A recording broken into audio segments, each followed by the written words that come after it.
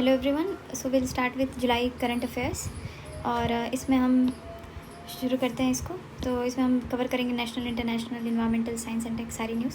सो सबसे पहले जो स्टोरी है जुलाई की, सबसे पहले हम देखते हैं यूनियन बजट लाया गया और इकोनॉमिक सर्वे 2023-24 लाया गया। तो महीने की शुरुआत में हमने मार्च में भी पढ़ा था कि फेब में मतलब मार्च की मंथली में हमने पढ़ा था कि फेब में लाया गया था इंटरिम बजट, और उससे रिलेटेड थोड़े बहुत प्रोविजंस जो इंपॉर्टेंट थे वो हमने कवर किए थे। और अब क्योंकि जून में हमने देखा कि बीजेपी लेड एनडीए गवर्नमेंट फिर री इलेक्ट हुई है, सो उसके बाद फिर से ये बजट पेश किया गया है। और इसी के साथ हम देखते हैं कि निर्मला सीतारमन ने 7th स्ट्रेट बजट पेश किया, और इसी के साथ उन्होंने रिकॉर्ड किया है equal with former prime minister Morarji Desai, जिन्होंने 6 फुल बजट पेश किए थे, और जी.सी. देशमुख, जिन्होंने 7 बजट्स कंटिन्यूसली पेश किए थे। और इस बजट में हम देखते हैं मेंशन किया गया या फिर फोकस जो है 4 मेजर कास्ट पे है। और वो 4 मेजर कास्ट कौन है? तो फर्स्टली गरीब दैट इज़ पुअर, फिर महिलाएं, तीसरा है युवा यूथ, और चौथा है अन्नदाता फार्मर। तो याद रखिए, पुअर, वुमेन, यूथ और फार्मर, इन पे ज़्यादा फोकस रहा है बजट में। और बजट की जो थीम है उसका भी फोकस रहा है एम्प्लॉयमेंट पे, स्किलिंग पे, MSMEs पे और मिडिल क्लास पे। और she announce the prime ministers package of 5 schemes and initiatives to launch skilling and other opportunities for 4.1 crore youth. तो इसमें हमने देखा कि क्या क्या फोकस रहा था, एम्प्लॉयमेंट, स्किलिंग, MSMEs और मिडिल क्लास। 1.48 लाख, तो 1.5 लाख करोड़ के करीब एलोकेट हुआ है एजुकेशन, एम्प्लॉयमेंट और स्किलिंग पे। और वहीं इसी के साथ फाइनेंस मिनिस्टर ने विकसित भारत के लिए जो 9 प्रायोरिटीज़ हैं उनका भी मेंशन किया था इसमें। तो विकसित भारत की जब हम बात करते हैं कि भारत जो है एक डेवलप्ड कंट्री होगा बाई 2047, तो उसके लिए प्रायोरिटीज़ जो हैं वो है productivity and resilience in agriculture, then employment and skilling, then inclusive human resource development and social justice, then manufacturing and services, then urban development, energy security, infrastructure, innovation, research and development, then next generation reforms. तो total expenditure कितना रहा budget में हमारे? तो budget में total expenditure जो था वो 2024 और 5 के लिए एस्टिमेट किया गया है 48 लाख करोड़ के आसपास। 48 लाख करोड़ के आसपास ये किया गया। वही हमने यूपी का देखा था, तो if I can remember correctly उसमें 7 लाख करोड़ तक की बात कही गई थी। तो ये जो पैसा है कहाँ पे एक्सपेंडिचर इसका हो रहा है, कहाँ पे रेवेन्यू कहाँ से आ रहा है पैसा, अगर उनका अकाउंट करें तो रुपी कम्स फ्रॉम, मतलब रेवेन्यू कहाँ से मोस्टली आ रहा है। सो इसमें टॉप है बोरोइंग एंड अदर लाइबिलिटीज़, यहाँ से सबसे ज़्यादा पैसा आ रहा है। इसके बाद इनकम टैक्स से 19% आ रहा है, फिर कॉरपोरेशन टैक्स से 17%, और GST से हमने देखा यहाँ पे GST एंड अदर टैक्सेस से 18%। और पैसा जा कहाँ रहा है? तो हमने देखा बोरोइंग से सबसे ज़्यादा पैसा आ रहा है, तो जाएगा भी इन बोरोइंग्स के इंटरेस्ट पेमेंट में सबसे ज़्यादा। 19% पैसा जो है इंटरेस्ट पेमेंट में जा रहा है। उसके बाद 16% जो है वो सेंट्रल सेक्टर स्कीम्स को इम्प्लीमेंट करने में जा रहा है, और 16% के बाद डिफेंस में 8% और 8% सेंट्रली स्पॉन्सर्ड स्कीम्स बाकी भी हैं इसमें। फिर हम नेक्स्ट आते हैं कि जो कैपिटल एक्सपेंडिचर इस बार रहा है उस बार बढ़ा है बाई 16.9% पिछले साल के कंपैरिजन में। और एक्चुअल एक्सपेंडिचर भी जो देखा जाए तो पिछले साल के मुकाबले 8.5% हाइयर है। और रिसीट जो है वो इस बार एस्टिमेट किया जा रहा है 48 लाख करोड़ के आसपास है। सो ऑब्वियसली डेफिसिट तो होगा जो हम रिसीट और एक्सपेंडिचर है हमारा। फिर हम आते हैं नेक्स्ट, किस पे कितना एक्सपेंडिचर गया है। तो सबसे ज़्यादा एक्सपेंडिचर डिफेंस को मिला है, सबसे ज़्यादा एक्सपेंडिचर जो बजट एस्टिमेट के अराउंड है। तो डिफेंस में देखा जाए तो 4.5 lakh crore, then rural development में 2,65,000 crore, then agriculture and allied activities में 1,51,000 करोड़, होम अफेयर्स में 1,50,000 करोड़, एजुकेशन में 1,25,000 करोड़, IT एंड टेलीकॉम में 1,16,000 करोड़। इसके अलावा काफ़ी इन्फॉर्मेशन दी है, याद भी नहीं रहेगा और उनको कवर करने का इसलिए फ़ायदा नहीं। वहीं फिस्कल डेफिसिट की बात करें तो बजट में 2024-25 में एक्सपेक्ट किया जा रहा है कि 4.9% रहना चाहिए। वहीं जो पिछले साल का बजट जो रिवाइज़ करके आया है वो 5.8 और 5.6% के अराउंड है। आप इसको देख लीजिए, इसमें प्रोविजनल एस्टिमेट्स दिया है, रिवाइज एस्टिमेट्स, तो बहुत सारी वैल्यूज़ दी हैं। तो बजट के अकॉर्डिंग जो टारगेट सेट किया गया है वो है 4.9%, जबकि एक्चुअल में 5.6% के अराउंड है। पिछले साल का। फिर हम देखते हैं कि डायरेक्ट टैक्स प्रपोजल्स जो हैं उनसे रिलेटेड कुछ डेटा। तो कॉर्पोरेट टैक्स रेट जो है वो जो फॉरेन कंपनीज़ पे लगता था वो 40% से घट के 35% कर दिया गया है। और जो टैक्स रिजीम है, न्यू टैक्स रिजीम, उसको सिंप्लीफाई करने की कोशिश की गई है। ये इंपॉर्टेंट नहीं है उतना कि क्या टैक्स स्लैब है और कितना होगा, हमें बस एनालिटिकल वे में जानना ज़रूरी है, और प्री में तो ये बिल्कुल नहीं पूछेगा। फिर हम आते हैं नेचुरल फार्मिंग की बात कही गई है बजट में, जिसमें कि 1 करोड़ फार्मर्स तक ये पहुंचाना है इन द नेक्स्ट 2 ईयर्स, और इसके लिए 10,000 need based bio input resource centres बनाने की बात कही गई है। इसके अलावा श्रिम्प प्रोडक्शन और एक्सपोर्ट, इस पर भी ध्यान दिया जा रहा है कि इनका एक्सपोर्ट फैसिलिटेट किया जाए थ्रू नाबार्ड। श्रिम्प देखा जाए तो एक फिशरी का प्रोडक्ट है, मरीन प्रोडक्ट है। देन डिजिटल पब्लिक इंफ्रास्ट्रक्चर, इसका कवरेज बढ़ाना है फॉर फार्मर्स, ताकि जैसे कि डिजिटल क्रॉप सर्वे हो सके और जन समर्थ के बेसिस पे किसान क्रेडिट कार्ड्स जो है इशू हो सके। फिर हम देखते हैं सब्सिडीज़ पे कितना एक्सपेंडिचर किया गया है। तो पिछले साल के मुकाबले 0.5% घटा है। वहीं फूड सब्सिडी भी घटी है 3.1%। फर्टिलाइज़र सब्सिडी, अभी हमने ऊपर सब्सिडीज़ इन ओवरऑल देखा, फर्टिलाइज़र सब्सिडीज़ जो है उनमें भी थोड़ा घटे हैं, वो भी 13.5% से डिक्रीज़ हुए हैं। अब हम देखते हैं मेजर अनाउंसमेंट जो बजट में किए गए हैं। तो पहला था जो मेजर अनाउंस, वो था package of PM's 5 schemes for employment and skilling. तो ये 5 स्कीम्स क्या है, तो इसमें जो है एम्प्लॉयमेंट, स्किलिंग और अपॉर्चुनिटीज़ की बात कही गई है for the 4.1 crore youth in the next 5 year. तो इसमें क्या क्या अपॉर्चुनिटीज़ होगी, तो scheme for providing internship opportunities in 500 top companies to 1 crore youth in 5 years, allowance of 5,000 से लेके monthly to 1 time assistance of 6,000 through CSR funds बात की गई है। तो 5 स्कीम्स में देखें, A, B, C, फिर new centrally sponsored scheme for skilling, new scheme for internship. तो इसमें देखा जाए तो 5 जो पैकेज है, वो पहला है कि 1 month salary of up to 15,000 to be provided in 3 instalments to first time employees as registered in PFO। Then scheme B, job creation in manufacturing, incentive to be provided at specified scale directly both employee and employer with respect to EPFO contribution. While scheme C है support to employers, government to reimburse up to 3,000 per month for 2 years towards EPFO contribution of employers for each additional employee.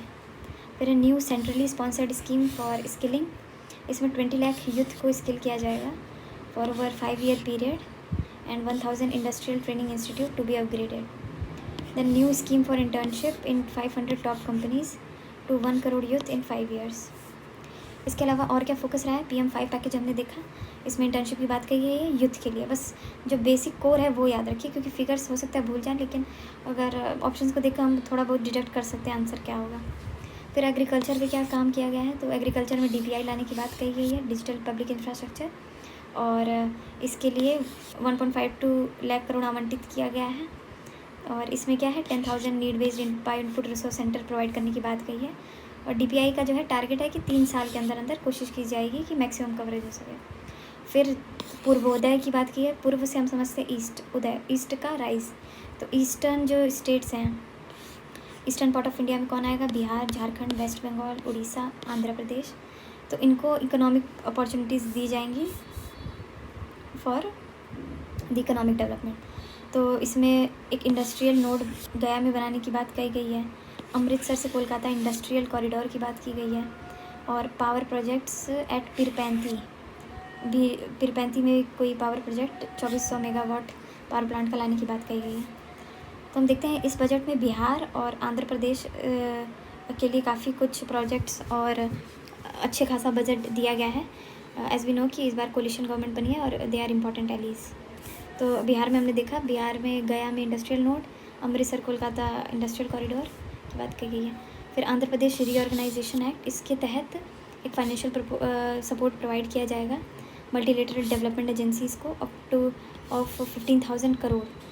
और एक industrial node जो है वो कुपरथी, जो कि Visakhapatnam Chennai industrial corridor के along है, और उर्वाकल जो हैदराबाद बेंगलुरु इंडस्ट्रियल कॉरिडोर के अलॉन्ग है। तो कुपरथी और उर्वाकल इंडस्ट्रियल नोड्स इन आंध्र प्रदेश। फिर वुमेन लेड डेवलपमेंट की भी बात कही गई है बजट में। वुमेन लेड डेवलपमेंट कैसे होगी, सो प्रधानमंत्री जनजातीय उन्नत ग्राम योजना, ग्राम अभियान, जनजातीय से हम समझते हैं ये ट्राइबल उन्नत डेवलपमेंट ग्राम रूरल। तो इसमें ट्राइबल फैमिलीज़ को इसका सोशियो इकोनॉमिक डेवलपमेंट करना है, जिसमें 63,000 विलेजेस कवर होंगे और इससे फ़ायदा होगा 5 करोड़ ट्राइबल पीपल को। मुद्रा लोन्स में जो तरुण कैटेगरी है उसको पहले 10 लाख जो उनकी कैपेसिटी थी लोन लेने की, उसको 20 लाख कर दिया गया है। तरुण जो थी वो हाईएस्ट कैटेगरी थी। फिर आते हैं क्रिटिकल मिनरल मिशन जो है उनके रिसाइकलिंग और ओवरसीज़ एक्विजिशन की बात कही गई है। Then transit oriented development of in large cities, urban housing के लिए पीएम आवास योजना 2.0 अर्बन 2.0 लाने की बात कही गई है। Street markets, research and development of small and modular nuclear reactors, then advanced ultra super critical thermal power plants लाने की बात कही गई है। इसी में हम देखते हैं कि पीएम सूर्य घर मुफ्त बिजली योजना, ये काफ़ी बार हमने करंट अफेयर्स में देखा इसको। 1 करोड़ हाउस होल्ड्स को 300 यूनिट्स फ्री मिलेंगे और अभी तक 1.28 करोड़ लोगों ने रजिस्टर किया इसके लिए। इंफ्रास्ट्रक्चर इन्वेस्टमेंट की बात कही गई है। प्रधानमंत्री ग्राम सड़क योजना के फ़ेज़ 4 को लॉन्च किया गया है 25,000 रूरल हैबिटेशंस में।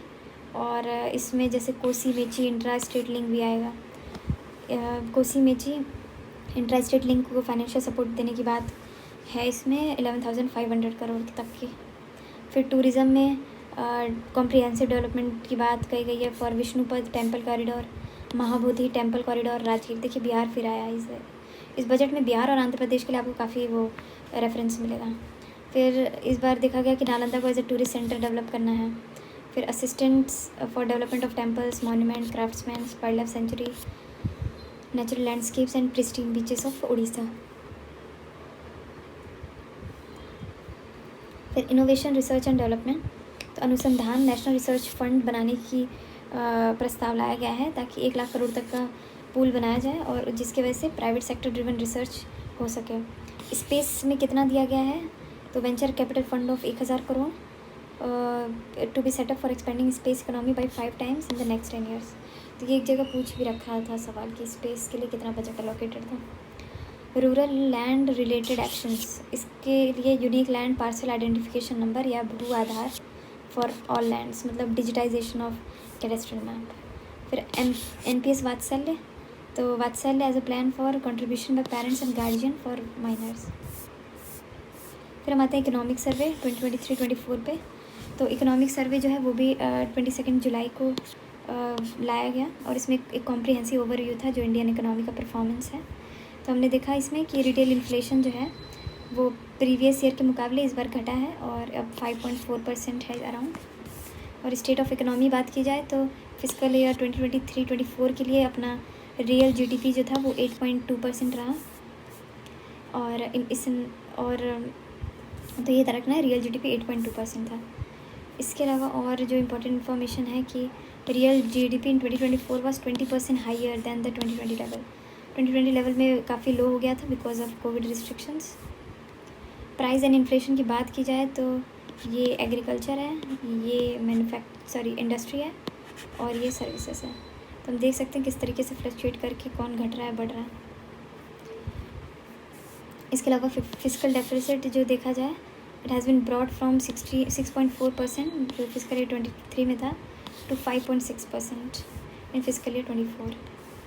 फिर monetary management and financial intermediation, ये मॉनेटरी पॉलिसी कमेटी मेंटेन करती है। मॉनेटरी पॉलिसी कमेटी ने स्टेटस क्वो मेंटेन किया है ऑन रेपो रेट और other quantitative factors of the economy.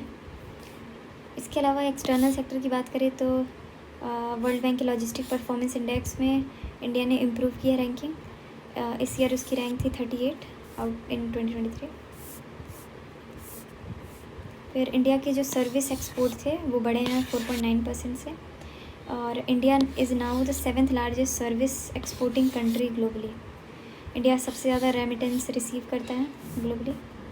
India के बाद देखा जाए तो मैक्सिको आता है।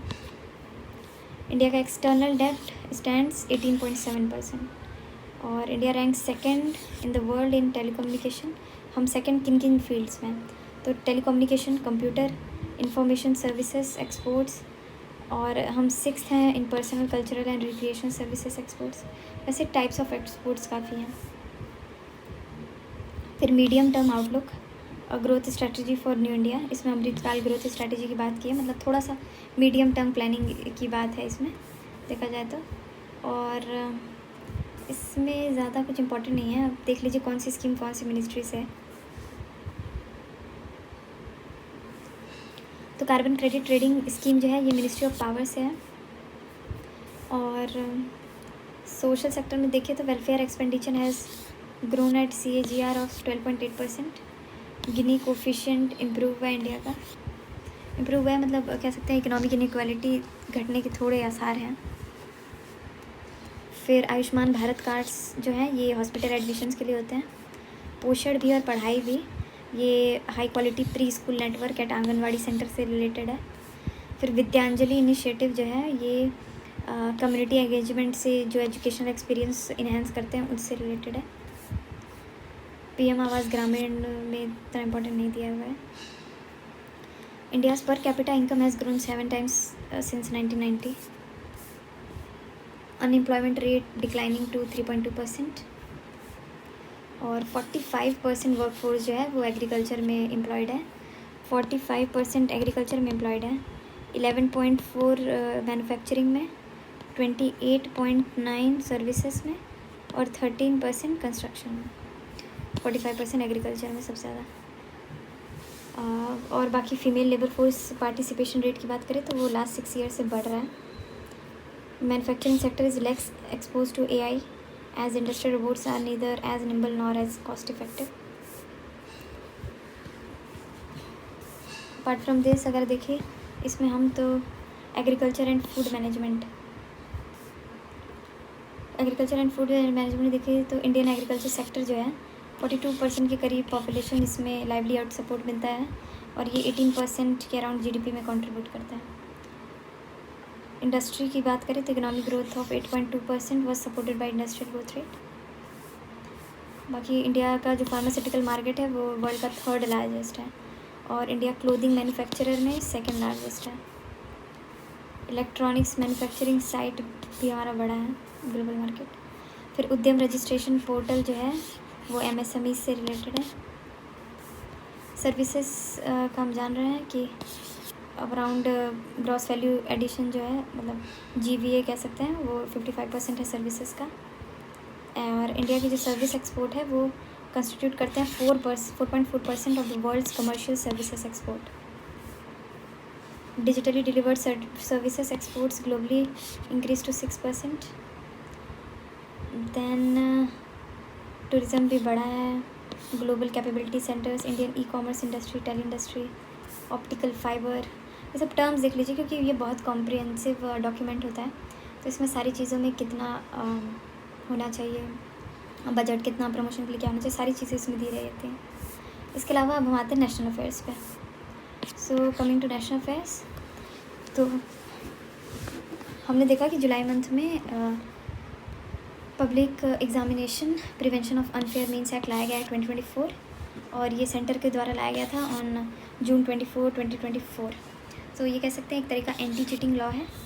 और अगर इसका कॉन्टेक्स्ट देखें हम तो हाल में ही नीट UG एग्ज़ाम लीक का इंसिडेंट हुआ था।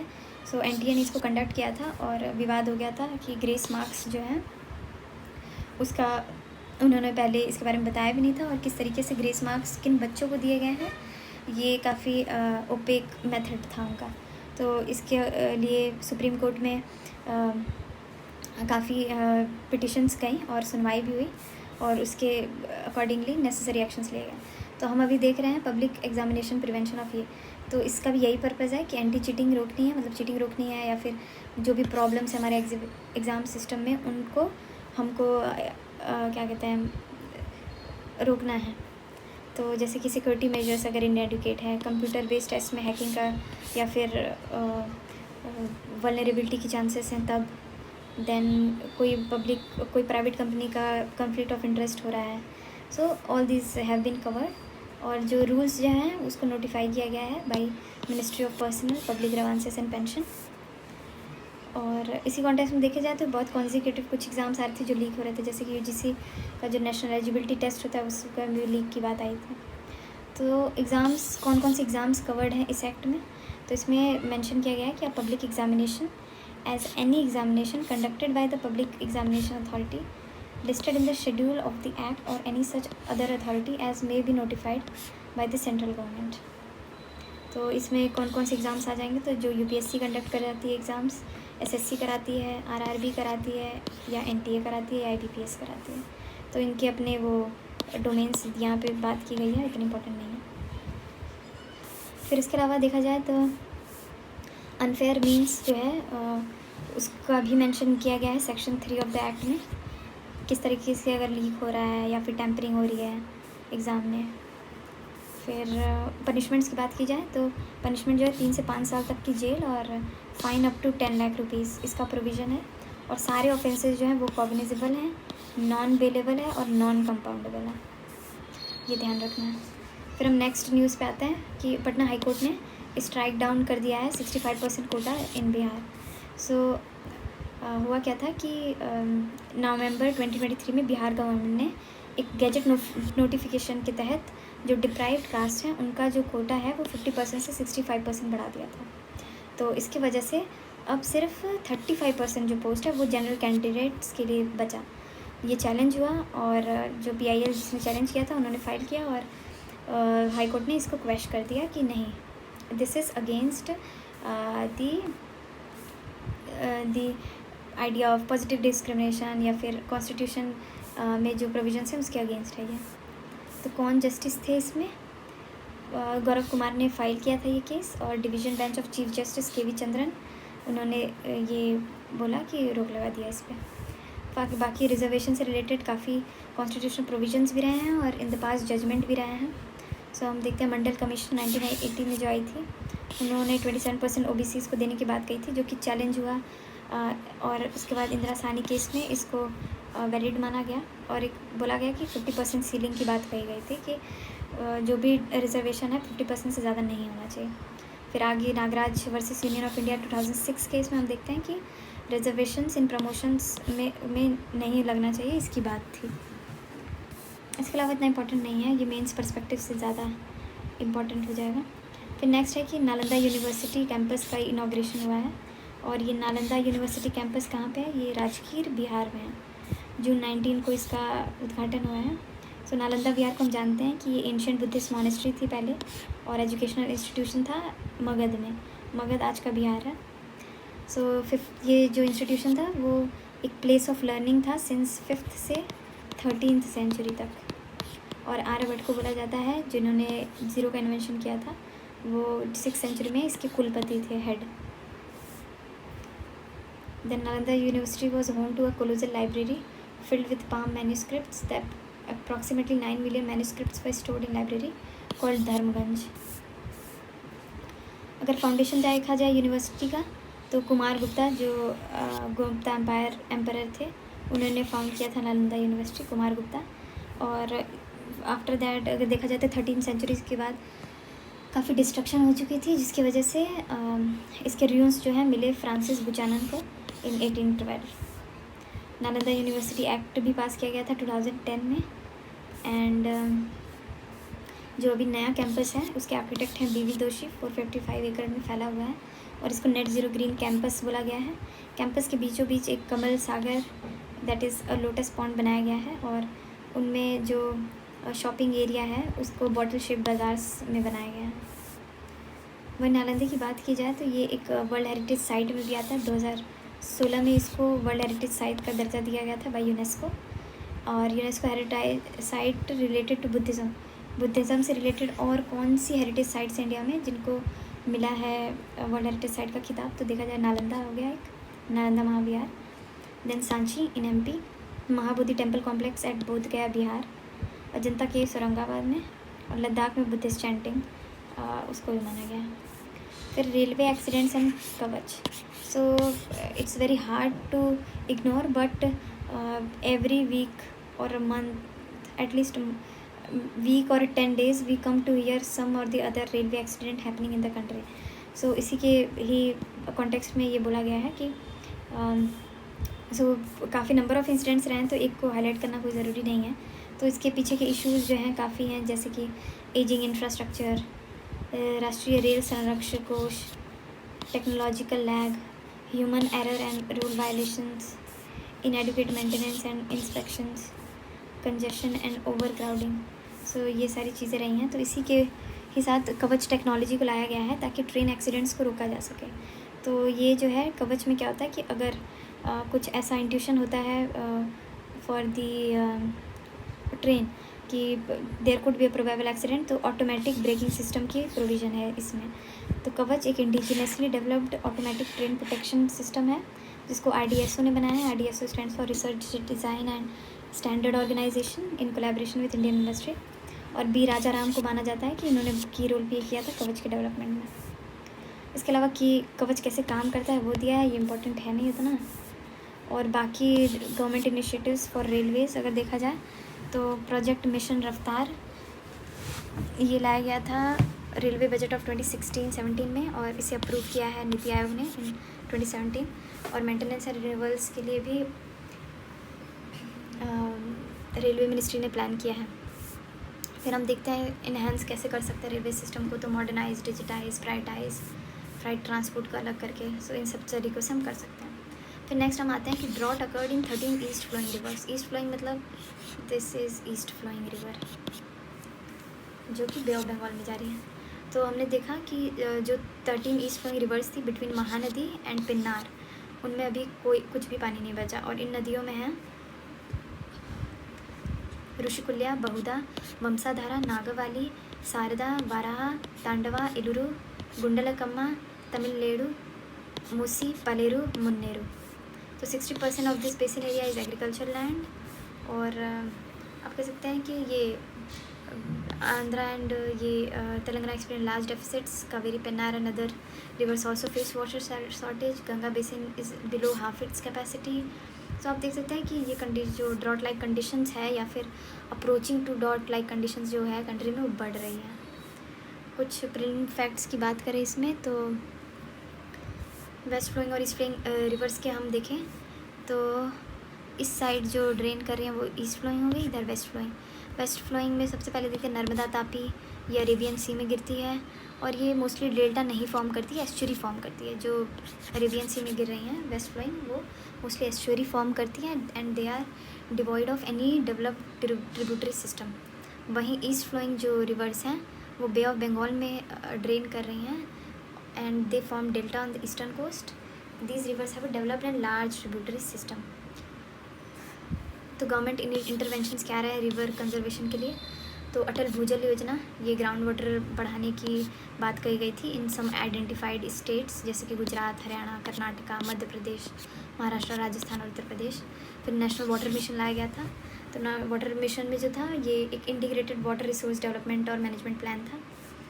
वाटर मैनेजमेंट के index, water management, water shade management projects लाए गए। मुख्यमंत्री जल स्वावलंबन अभियान, ये सारे सब लाए गए।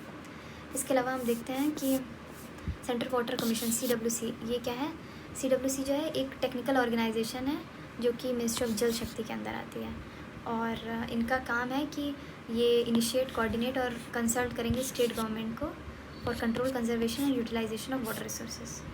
ये 1945 में, मतलब आज़ादी से भी पहले बने हैं ये, और इनका हेडक्वार्टर सूर्या भवन इन न्यू दिल्ली है। फिर ऑल इंडिया सर्वे हुआ है ऑन आयुष 2024। सो ये 79th round of national sample survey था और first exclusive all India survey of AYUSH. तो इस सर्वे को NSSO ने कंडक्ट किया था 2022 से जुलाई 2022 से जून 2023 तक। इसके ऑब्जेक्टिव्स क्या थे? अवेयरनेस लाना है पीपल में रिगार्डिंग आयुष, और कैसे आयुष से प्रिवेंट कर सकते हैं चीज़ें, और हाउस होल्ड में कैसे हम होम रेमेडीज़ से ही अपनी अगर डिजीज़ है या कोई हेल्थ इशू है इसको सॉल्व कर सकते हैं। तो इसकी फाइंडिंग्स देखा जाए तो बहुत चौंकाने वाले भी हैं और बहुत कह सकते हैं इनकरेजिंग है इनकी फाइंडिंग्स। जैसे कि रूरल इंडिया में 95% मेल और 96% इन अर्बन इंडिया वो अवेयर हैं रिगार्डिंग आयुष कि आयुष क्या होता है मैक्सिमम लोगों को पता है। और वहीं 79% हाउस होल्ड और रूरल इंडिया में और 80% of the house hold in urban India they are aware of this. Then we see the AYUSH में भी आयुर्वेदा जो है percentage of person used AYUSH for prevention, तो रूरल में 40% लोगों ने यूज़ किया आयुर्वेदा को for prevention and 45% in urban. फिर उसके बाद प्रैक्टिस ऑफ योगा, तो 1.1 crore house holds in rural India and 1.4 crore in urban India में एटलीस्ट 1 मेंबर जो था किसी भी हाउस होल्ड में प्रैक्टिस योगा रेगुलरली। सो आयुष से हम क्या समझते हैं? आयुष एक एक्रोनिम है जहाँ पे A stands for Ayurveda, Y for yoga, N for naturopathy, U for यूनानी, S फॉर सिद्ध, H for homeopathy. Ministry of Ayush जो है वो नवंबर 2014 में बना था। इसके अलावा ये earlier it was in department of Indian system of homeopathy, अब इसको रीनेम कर दिया गया है डिपार्टमेंट ऑफ आयुष। अचीवमेंट्स ये देखने की ज़रूरत नहीं है। फिर नेक्स्ट है national forensic infrastructure enhancement scheme, तो MHA ने प्रपोज़ किया है ये NFIES ये स्कीम है एक फोरेंसिक इंफ्रास्ट्रक्चर इन्हांसमेंट। तो इसमें बात की गई है कि एक ऑफ कैंपस लेबोरेटरीज़ बनाई जाए इन 28 स्टेट्स एंड ऑल UTs इस नाम से, नेशनल फोरेंसिक साइंसेस यूनिवर्सिटी, और इसके लिए कुछ बजट में पेशकश की गई है। इसके अलावा वर्ल्ड की पहली और only university dedicated to forensic science वो कौन है? वो है नेशनल फॉरेंसिक साइंसेस यूनिवर्सिटी जो कि गुजरात में है। गुजरात फॉरेंसिक साइंसेस यूनिवर्सिटी का नाम है। सो ये गुजरात फॉरेंसिक साइंसेस यूनिवर्सिटी जो है ज़्यादा पुरानी नहीं है। 2008 में जब our present prime minister was the chief minister of Gujarat, तब इसको इनाग्रेट किया गया था।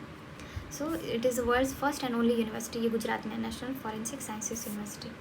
फिर पोस्ट ऑफिस एक्ट लाया गया है 2023 में, तो इसने रिपील किया है जो 125 year old Indian post office act था ऑफ 1898, और इसमें कुछ प्रोविजंस हैं जिससे कि सेंटर जो है इंटरसेप्ट, ओपन और डिटेन कर सकती है any item and deliver it to customs authority.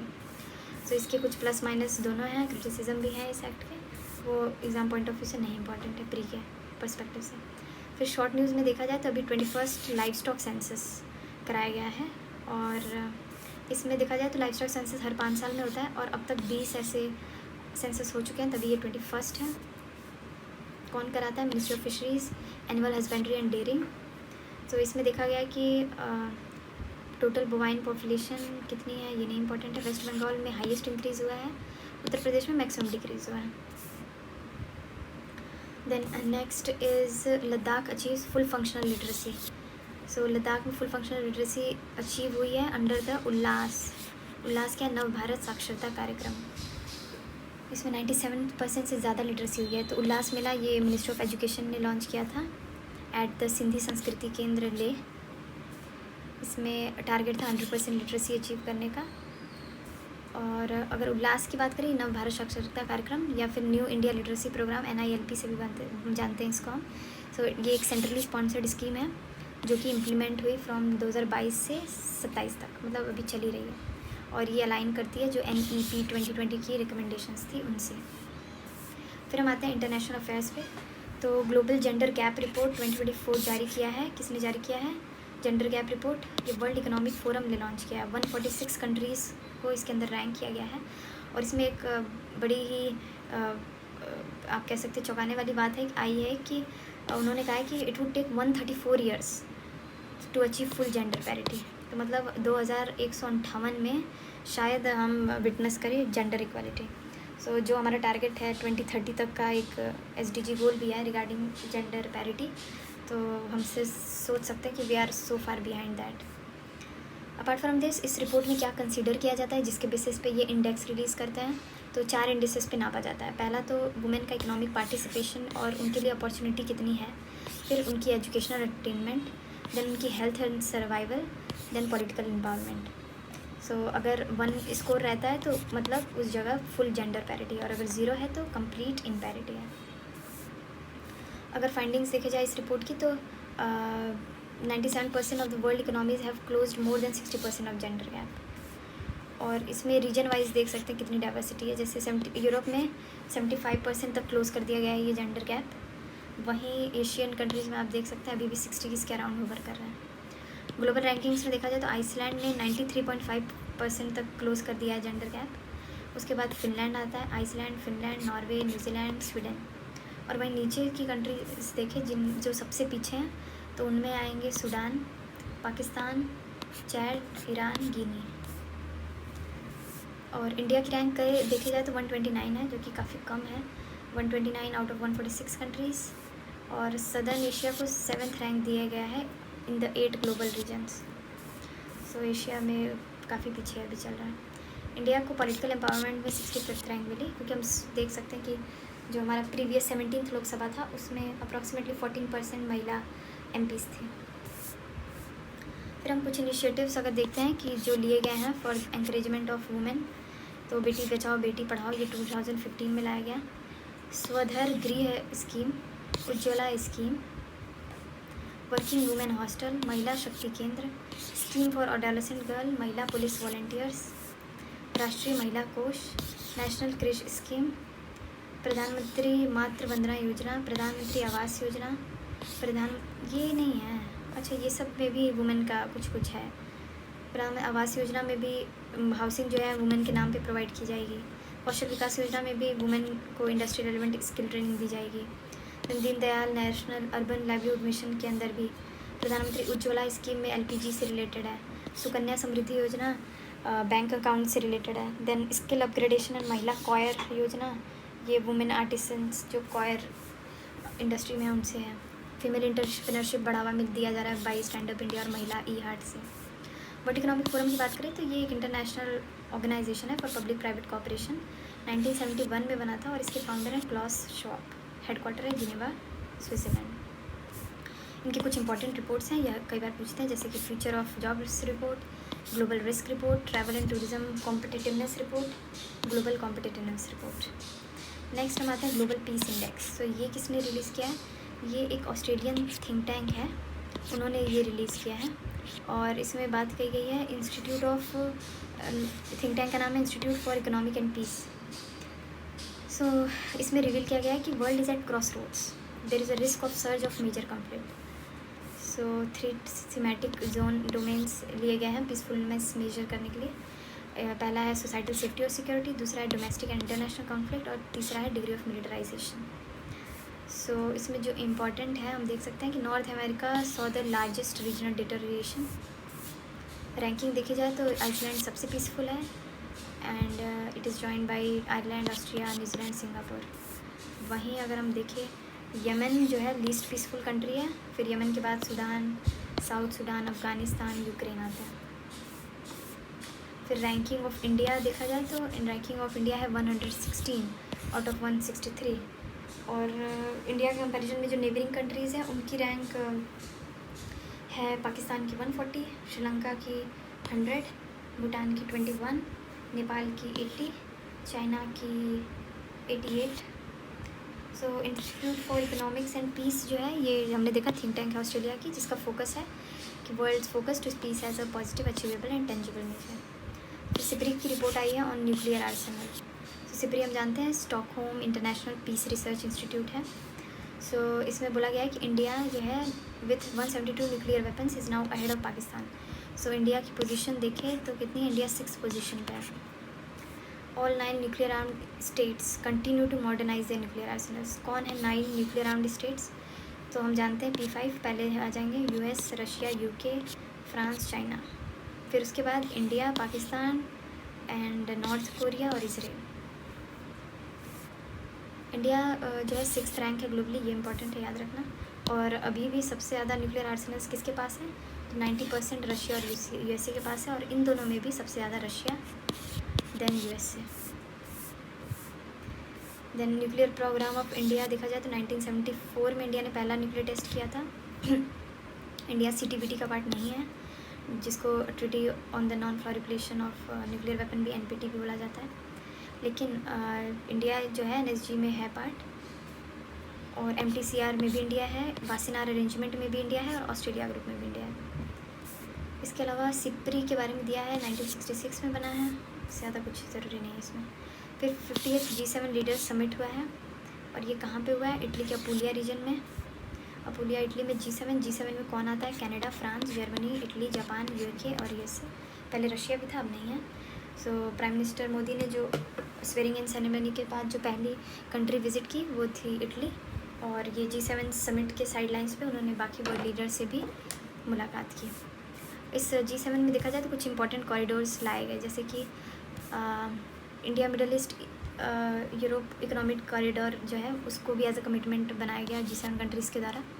बाकी लोबितो कॉरिडोर जो कि सेंट्रल अफ्रीका में है, और Luzon corridor and the middle corridor. तो लोबितो जो है सेंट्रल अफ्रीका से गुजरता है, लुजोन जो है ये फिलीपींस में है लुजोन, और मिडल कॉरिडोर जो है ये trans Caspian inter trans route है। तो ये इसका एग्जैक्ट लोकेशन ये लोबितो पोर्ट। प्रधानमंत्री ने G7 समिट में संबोधन दिया था। इसके अलावा उतना ज़रूरी नहीं है कब फॉर्म हुआ था, देखा जाए G7 तो अर्ली 1970s में फॉर्म हुआ था। इसके अलावा summit on peace in Ukraine हुआ है, और इसमें भाग लिया था श्री पवन कुमार जो सेक्रेटरी हैं मिनिस्ट्री ऑफ एक्सटर्नल अफेयर्स में, उन्होंने रिप्रेजेंट किया था इंडिया को। ये कहाँ हुआ था, ये स्विट्ज़रलैंड में ऑर्गेनाइज़ हुआ था, और इसमें रशिया ने अटेंड नहीं किया था, और उन्होंने बोला था कि it is a waste of time. और इंडिया हमेशा से ही एक इंडिपेंडेंट और कंसिस्टेंट अप्रोच रखा है इसके खिलाफ, that it wants that the conflict resolve through dialogue and diplomacy. Ukraine कहाँ लोकेटेड है, ईस्टर्न यूरोप में। मेजर फिजिकल फीचर्स देखें तो plains and plateaus, mountains, rivers, ये यूक्रेन का है दिया।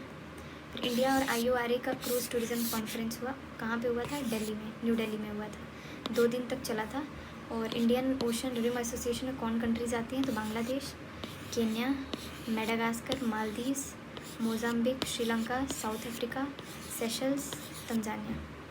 सो ये कॉन्फ्रेंस जो है वो एक तरीके से गवर्नमेंट रिप्रेजेंटेटिव को इकट्ठा करते हैं, और ये जो है cruise tourism industry in Indian ocean और एडजेसेंट फील्ड्स पे बात करते हैं। 1997 में बना था, इसका हेडक्वार्टर मॉरिशस में।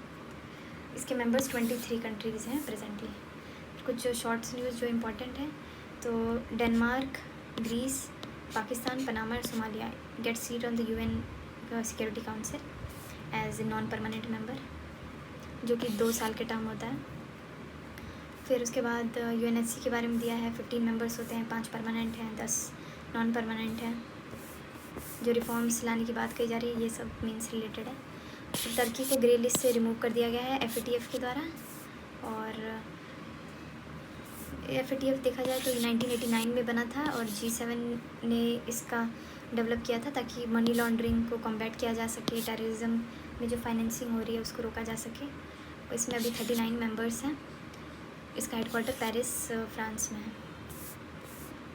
साउथ कोरिया, USA और जापान ने एक पहली बार ट्राईलेटरल मल्टी डोमेन एक्सरसाइज की, और ये कहाँ पे हुआ था, ये आई थिंक साउथ कोरिया में ही हुआ था, साउथ कोरियन आइलैंड जेजू में हुआ था। 3 दिन के लिए हुआ था, और इसका नाम जो एक्सरसाइज का रखा गया था फ्रीडम एज रखा गया था इसका नाम। ये इंपॉर्टेंट हो सकता है क्योंकि पहली बार ये 3 कंट्रीज़ USA, कोरिया और जापान ने किया है। Denmark pioneering carbon tax on gassy cows and pigs. So cows और पिग्स पे भी डेनमार्क जो है कार्बन टैक्स लगा रहा है, ये इंपॉर्टेंट नहीं है इतना। फिर India Sri Lanka commission maritime rescue centre to boost security ties. Thailand ने मैरिज इक्वलिटी बिल पास किया है, it is the first in south east Asia जिन्होंने लीगलाइज कर दिया है सेम सेक्स मैरिज, थाईलैंड।